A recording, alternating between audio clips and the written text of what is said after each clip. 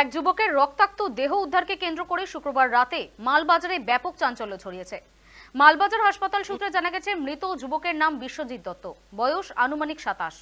শুক্রবার রাতে পরিমল মিত্র স্মৃতি মহাবিদ্যালয় পেরিয়ে একটি যাত্রী প্রতীক্ষালয় তার রক্তাক্ত দেহ পড়ে থাকতে দেখেন স্থানীয়রা।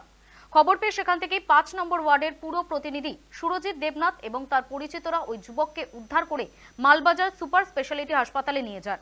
সুরজিৎ দেবনাথ জানিয়েছেন, মনে হচ্ছে এটা খুনের ঘটনা, দুর্ঘটনা নয়। ঘটনার পূর্ণাঙ্গ তদন্ত হওয়া দরকার। ঘটনার তদন্ত শুরু করেছে পুলিশ।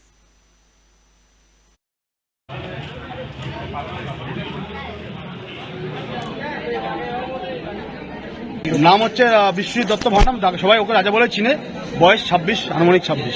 এটা টোটালটাই মার্ডার। কি অবস্থায় পাওয়া গেছিল? মানে যায় মানে একদম একটা অ্যাক্সিডেন্ট হলে মারা যাচ্ছে, কোনো ধারালো কোনো কিছুতে ওকে ধারালো বা কোনো পাথর বাটাম কিছুতে মারা, এত রক্ত পেয়েছে ধারণা করতে। আপনারা গিয়ে দেখতে পাবেন যে কত রক্ত পেয়েছে। কোন জায়গায় ছিল ওটা আমাদের কলেজ পার করে মাঝখানে যে গাছি মোড়টা, মোড়ের আগে যে মাঝখানে যে প্রতিকালয় আছে সেখানে তার ভিতরে আমাদের এক শালবাড়ি থেকে মালবাজারে টোটো ভাই শালবাড়িতে ভাড়া মারতে গেছিল। আসার সময় দেখে এই অবস্থা দেখে আমার সাথে এক ভাই থেকে সম্রাট ওকে ফোন করে বলে আমাদের পাশের বাড়ি এক ভাই পড়ে আছে, ও ভাবছে অ্যাক্সিডেন্টই হবে, তাই ওকে ফোন করে বলে আমরা তৎক্ষণাৎ যাই।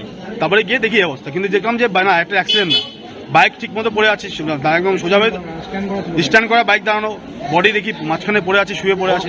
পুলিশকে তদন্ত করতে হবে, নাহলে আমরা অনেক বড় পদক্ষেপ নেব।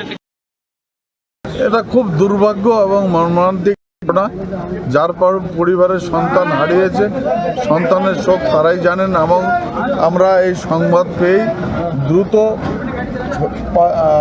5 নম্বরের কাউন্সিলর এবং আমরা এবং আমাদের যারা বন্ধু সার্কেল, দারা সিং, বিভাস দে, সিরাজুল, কিশোর সবাই ছুটে আসি।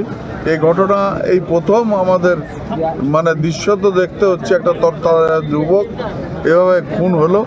পুলিশ প্রশাসনকে অনুরোধ করব আমি দ্রুত সম্ভব এই অভিযুক্তকে গ্রেপ্তার করে উপযুক্ত শাস্তি করা এবং 7, 14, 15 দীর্ঘদিন যাবৎ একটা নেশাগ্রস্ত র্যাকেট চলছে।